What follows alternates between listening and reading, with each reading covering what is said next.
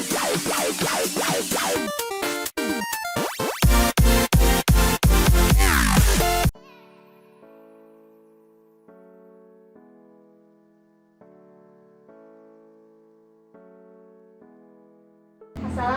warahmatullahi wabarakatuh. Waalaikumsalam warahmatullahi wabarakatuh.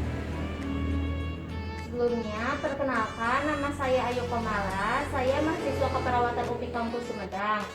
Di sini saya akan melakukan penyuluhan atau pendidikan kesehatan mengenai kehamilan ektopik, yang bertujuan untuk bisa memahami atau mengetahui apa itu kehamilan ektopik. Untuk waktunya kurang lebih 30 menit. Apakah Teteh bersedia? Ya, Baik, Teh ini ada beberapa ya, bisa Teteh lihat dan baca-baca.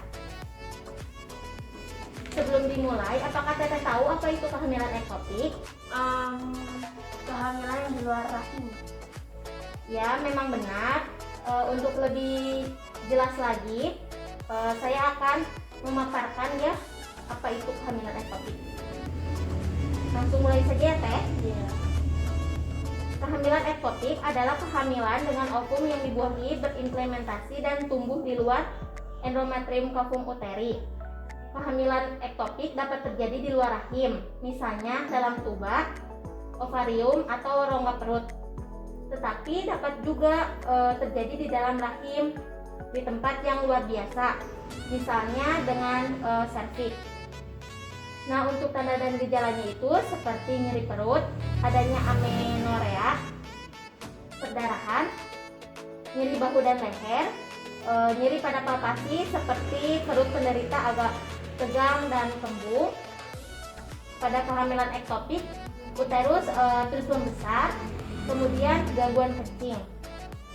Nah, penyebabnya itu kehamilan ektopik banyak diselidiki, tetapi sebagian besar penyebabnya tidak diketahui.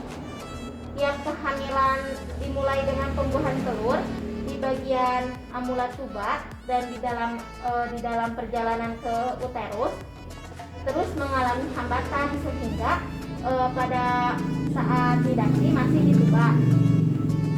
Nah, untuk penanganannya itu seperti dilakukan dengan operasi. Karena kehamilan ektopik dapat mengancam nyawa, maka deteksi dini dan keputusan untuk mengakhiri kehamilan disesuaikan dengan prosedur yang disarankan oleh pihak rumah sakit. Pengakhiran kehamilan dapat dilakukan dengan cara seperti obat-obatan dan operasi. Nah, untuk obat-obatan ini dilakukan untuk usia kehamilan yang masih muda atau yang masih ya, dilakukan dengan menggunakan obat-obatan. Nah, obat-obatan ini seperti obat anti kanker. Sedangkan untuk operasi ini dilakukan untuk usia beberapa minggu atau usia yang lebih tua ya, seperti itu. Kemudian untuk pencegahannya itu kehamilan di luar kandungan bisa dilakukan dengan beberapa cara seperti berhenti merokok. Wanita yang merokok akan memiliki atau akan kemungkinan lebih besar mengalami kehamilan ektopik ini. Kemudian berhubungan seksual secara aman, misalnya menggunakan kontrasepsi. Kemudian deteksi dini dengan memeriksa diri ke dokter. Resiko kehamilan ektopik ini memang tidak bisa dihindari 100%. Nah, apakah ada yang ingin ditanyakan seputaran kehamilan ektopik ini? Tidak. Baik, kalau tidak, saya ingin mengajukan beberapa pertanyaan. Nah, apa sih kehamilan ektopik? Tanda dan gejalanya itu seperti apa? Penyebabnya, kemudian cara penanganan, kemudian pencegahannya itu seperti apa? Ya, kehamilan ektopik itu kehamilan yang dibuahi dan tumbuh di luar rahim. Untuk tanda dan gejala seperti nyeri pada leher, gangguan kencing, pendarahan. Terus untuk penyebabnya sebagian besar belum diketahui, tapi banyak diselidiki.